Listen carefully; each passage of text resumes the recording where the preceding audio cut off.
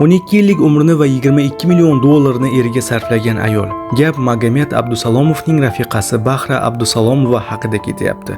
2013-yil 2-noyabr kuni Bahra Abdusalomovaga og'riqli keldi. Sababi uning sevimli turmush o'rtog'i, taniqli va mashhur bokschi Magomed Abdusalomov raqibi bilan kurashayotgan vaqtida boshidan qattiq zarba oladi va shifokorlarning e'tiborsizligi sababli bir umrga nogiron bo'lib qoladi.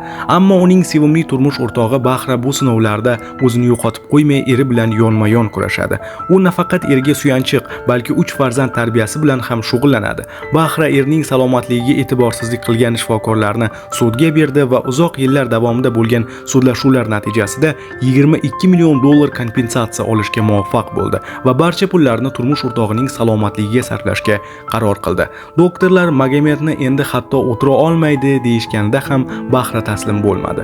Erini davolash uchun eng yaxshi sharoitni va eng yaxshi doktorlarni jalb qildi. Bu voqea shuni anglatadiki, har bir insonning yonida uni doim qo'llab-quvvatlaydigan va og'ir vaziyatlarda ham tashlab ketmaydigan jufti bo'lishi eng bebaho ne'matlardan biridir.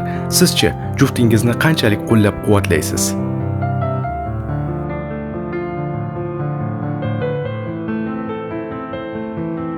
Aktual yangiliklardan xabardor bo'lish uchun Postfaktum.uzga obuna bo'ling.